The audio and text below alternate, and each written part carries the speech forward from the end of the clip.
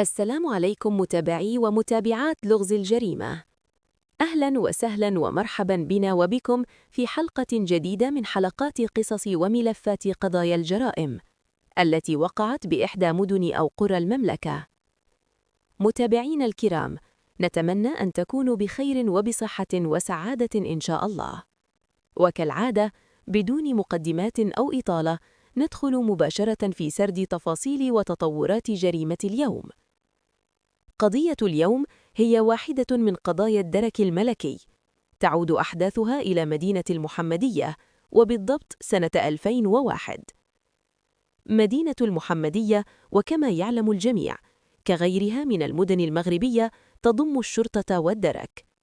في إحدى المرات كنت قد ذكرت مدينة المحمدية، فلفت انتباهي تعليق لأحد الأشخاص آنذاك قال فيه: متى كان الدرك في مدينة المحمدية؟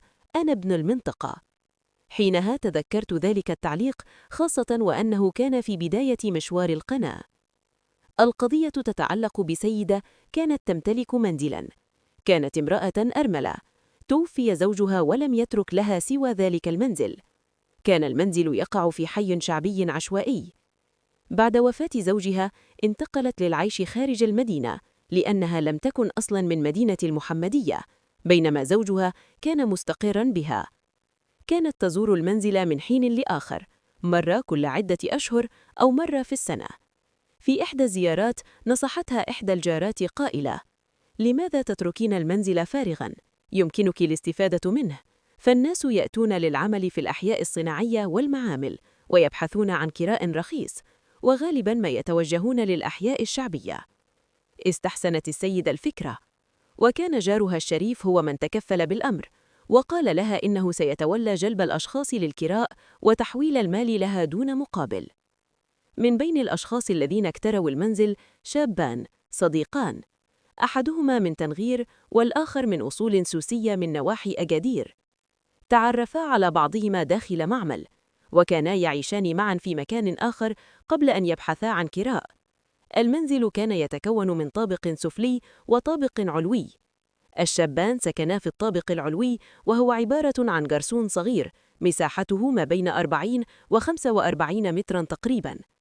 كان الشابان يخرجان صباحاً للعمل ويعودان مساءً، ولم يثر سلوكهما أي شك. كانا محترمين ويتسوقان من الحي مثل باقي السكان. السيدة المالكة لم تكن تعرفهما شخصياً، وكانت تتوصل بمال الكراء عن طريق الجار المكلف بالأمر. مرت حوالي 7 أشهر على كراء الشقة. في أحد الصباحات استيقظ الجيران على رائحة كريهة جدا، رائحة لا تطاق. بدأ الجميع يتساءل عن مصدرها. أحد الجيران قال إن هذه الرائحة تشبه تماما رائحة جثة، لأنه سبق أن عاش تجربة مشابهة في الحي. وبعد البحث تبين أن الرائحة قادمة من الطابق العلوي. اتضح أن الشابين لم يشاهدا منذ حوالي 9 أيام. تم الاتصال بالشخص المكلف بالكراء الذي أكد أن الشابين يعيشان هناك منذ 7 أشهر تقريباً، لكنه لا يتوفر على أي وثائق تثبت هويتهما. أخبر الجيران السلطات. حضرت الشرطة القضائية، وبعد استصدار الإذن من النيابة العامة تم كسر باب الشقة العلوية. عند الدخول تم العثور على جثة شاب في حالة تحلل متقدمة. المنظر كان بشعاً، والجثة كانت مرمية داخل غرفة بعيدة عن النوافذ مع انعدام التهوية، ما سرع من التحلل. أفاد التشخيص القضائي أن الضحية شاب في مقتبل العمر حوالي 24 سنة. كان يرتدي قميصاً وسروالاً قصيراً، ولم تظهر عليه سوى إصابات على مستوى الجبهة.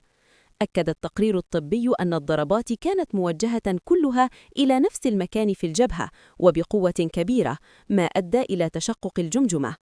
عدد الضربات كان كبيراً، ما يدل على نية القتل.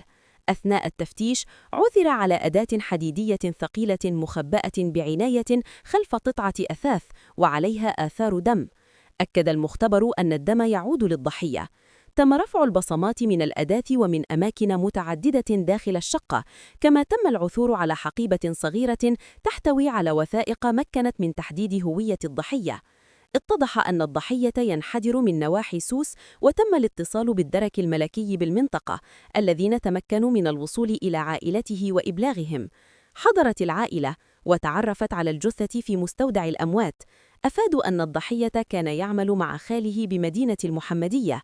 تم استدعاء الخال الذي أكد أن الضحية كان يعمل معه إلى جانب شاب آخر من تنغير. قال إنهما لم يحضرا للعمل منذ حوالي 9 أيام، ولم يتصل بهما لعدم توفره على هاتف. واصلت الشرطة القضائية أبحاثها بشكل مكثف، واعتمدت اعتماداً أساسياً على البصمات التي تم رفعها من مسرح الجريمة. هذه البصمات لم تؤخذ فقط من أداة الجريمة، بل جمعت أيضاً من عدة نقاط داخل الشقة، من بينها مقابض الأبواب وبعض قطع الأثاث وأماكن يرجح أن الجاني لمسها أثناء وجوده بالمكان. تم إرسال البصمات إلى المختبر الوطني المختص، وبدأت عملية المقارنة مع قاعدة المعطيات المتوفرة لدى المصالح الأمنية. ومرت الأيام والأسابيع دون أن تظهر أي نتائج فورية، ما زاد من تعقيد القضية، خصوصاً أن الجريمة كانت قد وقعت منذ مدة، والجاني اختفى عن الأنظار تماماً. وبعد مرور حوالي شهر كامل من الانتظار، ظهرت أخيراً نتائج التحليل، وأثبتت المقارنة أن إحدى البصمات تعود لشخص معروف لدى المصالح الأمنية، لكن اسمه لم يكن مدرجاً في أي سجل حديث، وهو ما أثار الشكوك. وبمواصلة البحث والتدقيق، تبين أن هذه البصمات تعود للشاب الثاني الذي كان يسكن مع الضحية، وهو المشتبه فيه الرئيسي في القضية. غير أن المفاجأة الكبرى تمثلت في أن الاسم المرتبط بالبصمات يعود لشخص متوف منذ سنة 1999. بعد تعميق البحث، اتضح أن المشتبه فيه كان يستعمل بطاقة التعريف الوطنية الخاصة بعمه الذي توفي قبل الجريمة ب2 تقريباً، وكان سبب نجاحه في ذلك هو الشبه الكبير بينه وبين عمه، سواء من حيث الملامح أو البنية الجسدية، ما جعله يمر من عدة مراقبات دون إثارة الشك. وبفضل هذه الحيلة تمكن المشتبه فيه من الإفلات من المراقبة الأمنية لسنوات طويلة، وتنقل بين عدة مدن وعمل في أماكن مختلفة دون أن يتم ربطه بالجريمة، وظل اسمه الحقيقي بعيداً عن أي تتبع أمني مباشر، غير أن الحظ لم يكن إلى جانبه إلى الأبد. ففي ليلة رأس السنة الميلادية بمدينة الدار البيضاء، وأثناء حملة أمنية روتينية شملت عدداً من الأحياء، تم توقيفه من طرف دورية أمنية بعد الاشتباه في أمره، وذلك بسبب عدم حيازته لأي وثيقة تثبت هويته. تم اقتياده إلى مقر الشرطة من أجل التحقق من هويته، وبما أن المعني بالأمر لم يدلي بأي وثيقة رسمية، قررت المصالح الأمنية إخضاعه لإجراء رفع البصمات. وعند إدخال بصماته إلى قاعدة المعطيات كانت الصدمة كبيرة، إذ تبين فوراً أنه موضوع مذكرة بحث وطنية صادرة منذ سنة 2001 بتهمة القتل العمد.